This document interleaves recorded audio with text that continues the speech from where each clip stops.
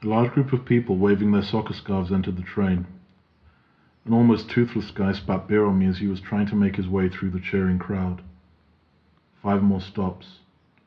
A young man wearing an impressive headset threw himself violently on a seat between 2 old couples. A beautiful goth girl with her dog entered the wagon. The noise made the dog uneasy, so she desperately moved to the other side, where things were a bit calmer.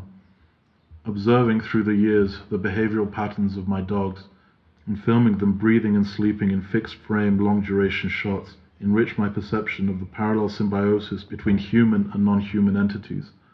I also reached the conclusion that dogs conceive the entirety of the elements that compose their surrounding universe as complete furniture, available and ready to be used accordingly, and the sunlight too is nothing more than a theatrical spotlight that each time it turns on warms the furniture or the corner of the room and points to the next place of action. Right after 17 stops or so, I get out of the train along with hundreds of singing football fans. I follow them and sing along. We walk fast like possessed people on a mission. I stand still for a minute, hypnotized by the rhythmic slogans coming from the stadium. I pass through the overcrowded parking lot and walk down the road to find myself before one of the most beautiful, both in architecture and landscape, cemeteries I've ever seen. I slide under the bridge and follow the road. In 500 meters I cross the road, jump over the hedge and climb the hill. The nature here is amazing, so wild, so peacefully aggressive. I keep walking for a few minutes. A massive excavation site emerges from the horizon of the hill. Perfect. In the beginning of his essay, The Berlin Key, Bruno Latour claims that the moment the archaeologist gets hold of an excavated artifact is the moment that this relic rejoices the world of people. However, at this very moment, it ceases to be an object. It becomes a fragment, a thing, part of a larger system of codes created by a long-lost culture. Theoretically speaking, if we take into account the fact that the ancient civilizations, creators of these objects, disappeared and only exist under the surface of the earth, it is logical to assume that their relics function as objects only as long as they're buried along with them. What supports their status as objects, once part of a society, is their invisibility. The moment they're exposed to the archaeologist, they become entities enslaved to the post-archaeological sequence. Perhaps they become zombies, and in this case, archaeology is a sort of witchcraft.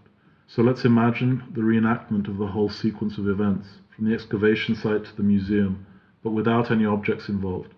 All the invisible to the public eye actions and reactions triggered by a newly discovered invisible artifact.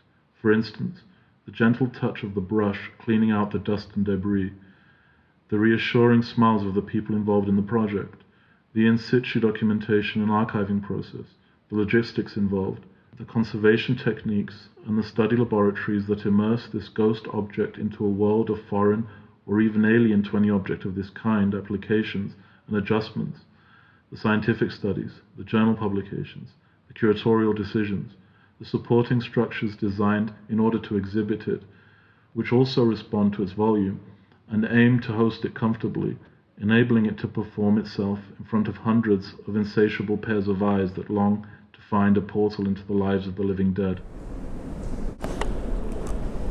The Mediterranean island of Cyprus holds an important place in history thanks to its extensive copper deposits, which have been extracted here since the beginning of the Bronze Age in the 3rd millennium before Christ. The copper was cast into large bars and traded along sea routes. Divers salvaging ancient ship sites have recovered a large number of such bars. The surrounding great empires of Egypt, the Levant, and the Aegean founded settlements along Cyprus's coast to supervise the copper trade, which left the island subject to a great variety of cultural influences. Magnificent palaces were built, along with large shrines and temple complexes, where the deceased were entombed surrounded by rich funerary offerings. The balance of power shifted often during the tumultuous heyday of the island. The Greeks, Assyrians, Egyptians, Persians, and Romans all left traces of their civilizations behind. Over the centuries, a unique style of art arose, which is reflected in the archaeological treasures found there. Now I can continue my walk.